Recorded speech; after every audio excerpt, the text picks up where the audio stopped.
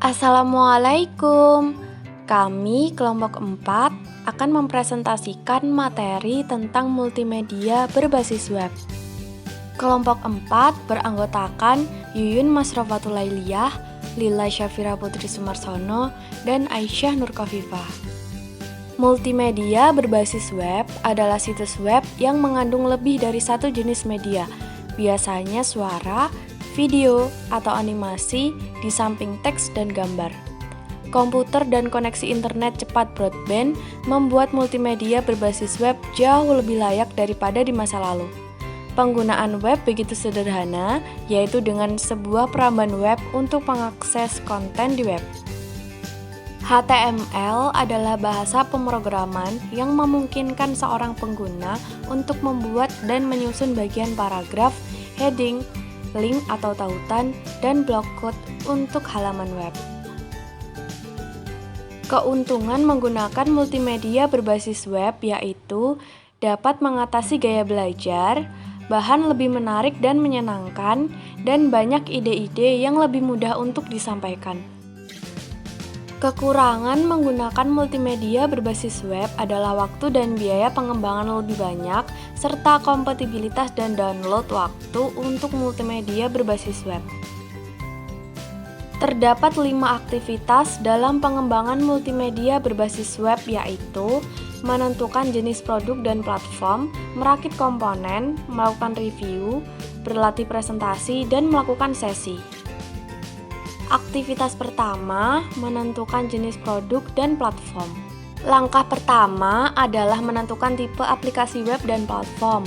Ada 2 tipe, yaitu asynchronous content dan synchronous training. Asynchronous content berarti siswa dapat mengakses dalam kerangka waktu yang fleksibel melalui media seperti perpustakaan virtual, konten video, dan modul pembelajaran mandiri.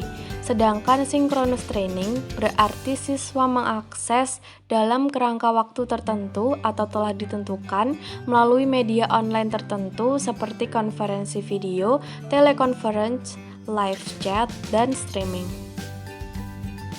Langkah kedua adalah memilih platform pengembangan, bahasa, editor, atau perangkat lunak yang sesuai dengan spesifikasi teknis yang akan digunakan. Buat instruksi berbasis web dengan memilih salah satu cara, yaitu bahasa pengembangan web seperti HTML, editor HTML, sistem authoring yang menggunakan plugin yang diperlukan, dan sistem yang menggabungkan antar muka pengguna grafis. Aktivitas pertama selesai. Aktivitas kedua, merakit komponen. Membuat storyboard dan merakit serta menghubungkan halaman web untuk keterpautan dengan peta konsep dan CDS. Aktivitas kedua selesai. Aktivitas ketiga, melakukan review. Melakukan tinjauan QA, waktu, dan uji halaman web untuk kepatuhan pada peta konsep. Gunakan mesin dengan browser web untuk menguji situs. Ulasan web tidak memiliki masalah konfigurasi platform pengujian yang sama seperti yang dihadapi proyek CBT. Satu-satunya persyaratan adalah menggunakan browser web yang sama. Aktivitas ketiga selesai. Aktivitas keempat, berlatih presentasi. Berlatih dan mempraktekkan setiap sesi sesuai dengan skrip dan waktu yang telah ditentukan. Langkah pertama adalah minta instruktur untuk latihan menggunakan teknologi. Latihan sangat penting agar tidak ada waktu kosong di monitor. Langkah kedua adalah tinjaulah pertimbangan pakaian dengan instruktur. Instruktur sebaiknya tidak mengenakan putih karena mencolok pada kamera. Merah membuat pola-pola tertentu dan membuat gerakan bergelombang pada layar.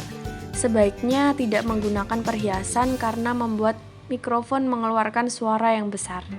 Langkah ketiga adalah instruktur mengikuti garis besar penampilan untuk melakukan uji coba dengan kelompok kecil di lokasi siaran. Aktivitas keempat selesai. Aktivitas kelima, melakukan sesi. Langkah pertama dimulai sebelum sesi, yaitu mengirimkan asisten pengajar ke informasi situs siswa mengenai peran dan tanggung jawab mereka.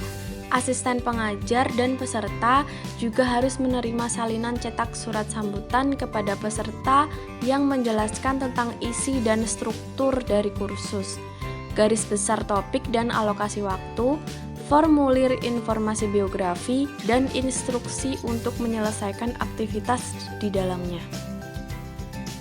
Langkah kedua yaitu menampilkan situs secara online dengan menggunakan perangkat lunak server web dan server yang didedikasikan dalam struktur intranet organisasi atau dengan menggunakan layanan web komersial. Aktivitas kelima selesai. Sekian presentasi dari kelompok 4 mengenai multimedia berbasis web. Terima kasih telah menonton video kami. Wassalamualaikum.